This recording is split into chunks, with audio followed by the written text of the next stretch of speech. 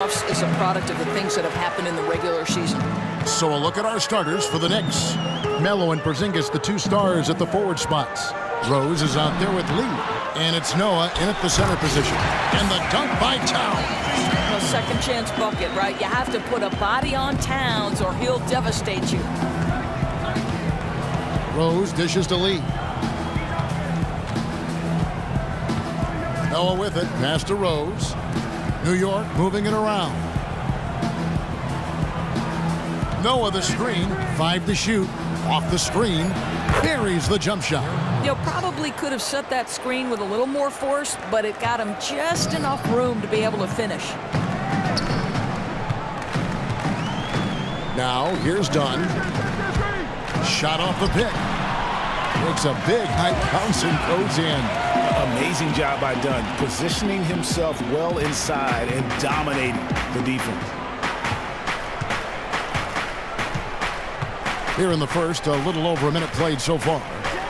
Here's Porzingis. Foul call that time on the way up. That'll give him 2 chances at the free throw line here. Boy, you think back to draft night, and Porzingis was roundly booed by Knicks fans when he was taken with the 4th overall pick. But that's ancient history now. I think everyone realizes the talent this young guy possesses. 2 shots.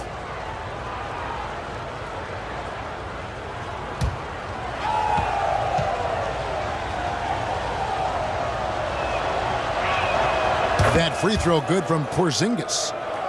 And there were even some rumors on draft night that Carmelo Anthony wasn't happy with the pick of Porzingis. That's a rumor he vehemently denied. They're both perimeter-oriented forwards, and I could see why Melo might prefer a guard or perhaps a more traditional pivot man. The Knicks, though, looking for the upside, and Porzingis has that in spades.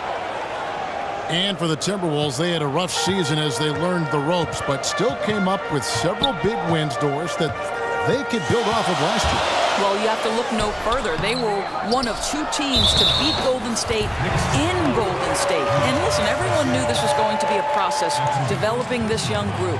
But you love getting your players that kind of experience in those tough environments.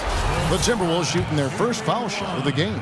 Yeah, and 79% from the line as a team a season ago. Pretty reliable in that regard. The free throw drops for Towns. Well, you just love the way Cat carries himself. I'll say this, he knows what work is.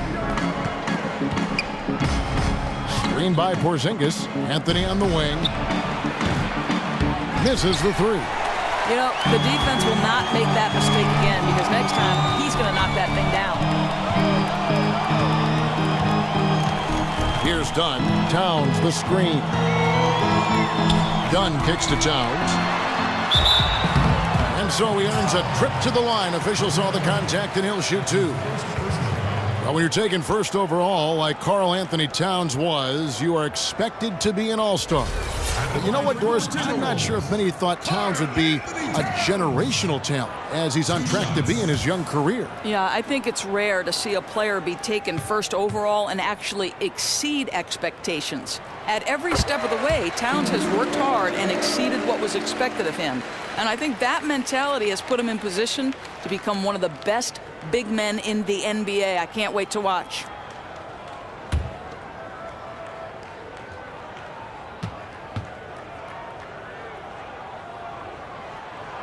So he gets them both. Well, he's got a great stroke from the line. That's not something we can say about all the league's big guys. Here in the first quarter with about 2 minutes gone by. Lee with the ball. Now defended by Wiggins. And here is Lee. Up top, Porzingis. Pulls it up. And there's Derrick Rose on the assist by Porzingis. Rose has got his second basket. You know, that's just great teamwork. Sharp assist, nice shot. Boy, love it when it comes together. First quarter of ball, almost 2.5 minutes in. And 2 shots coming up at the line as he gets fouled on the shot. And GA, after being such a fixture in the city of Chicago and for so long, Joakim Noah signing with his hometown team, the Knicks, in the last offseason, a bit of a bittersweet end of his time with the Chicago Bulls. A lot of moving parts in his time with Chicago. Yeah, and, you know, his playing time had dwindled, and it was just, I think, in everyone's best interest for him to move on. It's a great fit in New York, both with the team and the pulse of the city. Clearly was still valued highly around the league as it took a sizable contract to put him in that Knick uniform.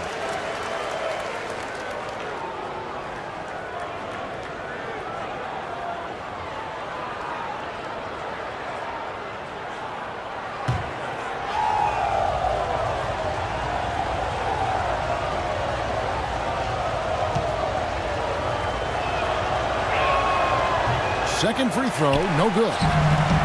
Guys, I've spent a lot of time covering the Knicks, and I think the passion of this fan base is not to be underestimated. Even through some lean years, the arena stays packed. They're thirsting for a winner. A lot of times in the first quarter, it will dictate how big a role a player has later on. And he's one of those guys who can step up and be a big-time contributor on certain nights. We'll see if that three gets him going. Wiggins kicks to Dunn. Towns the screen. Dunn passes to Dang.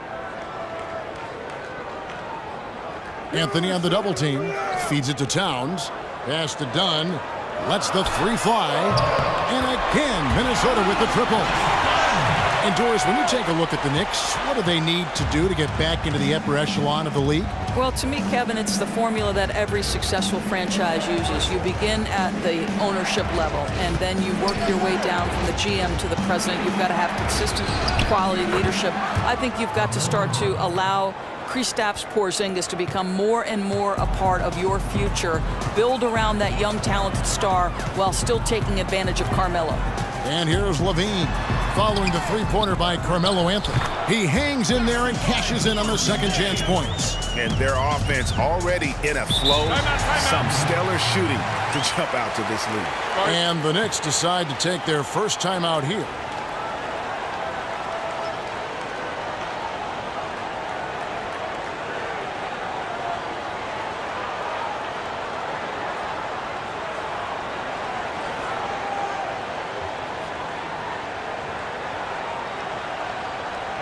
Whole new look on the floor for Minnesota. A different look for New York.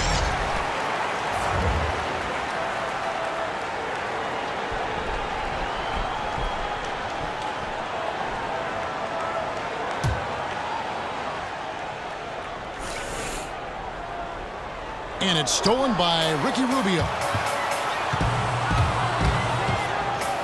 Now Rush to the paint. Ball stolen. Here's Jennings.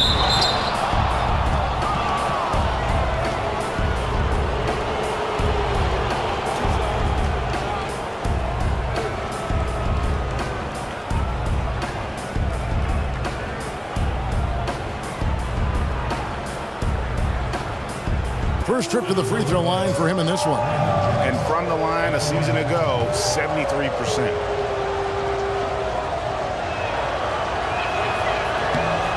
That's good from Brandon Jennings.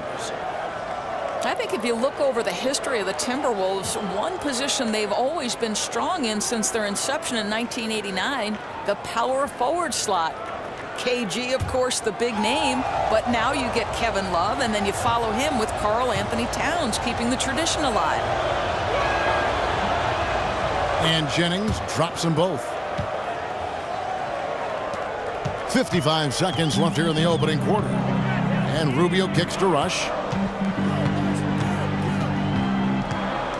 It's Hill, top the key. Muhammad dishes to Rubio. Hill sets the screen for Rubio. Here's Muhammad. No good on the three.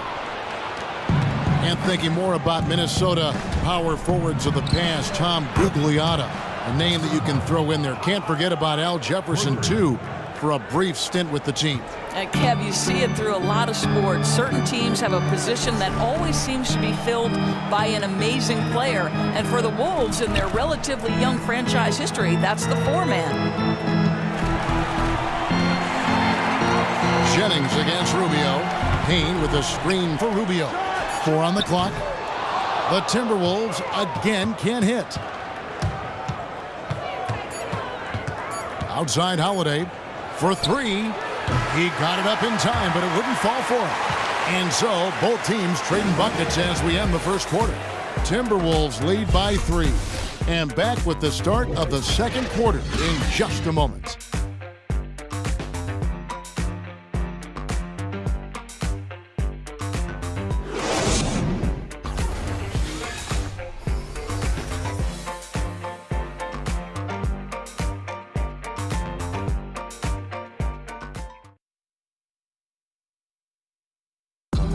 Well, we know what Derrick Rose has been through, the injuries, the expectations.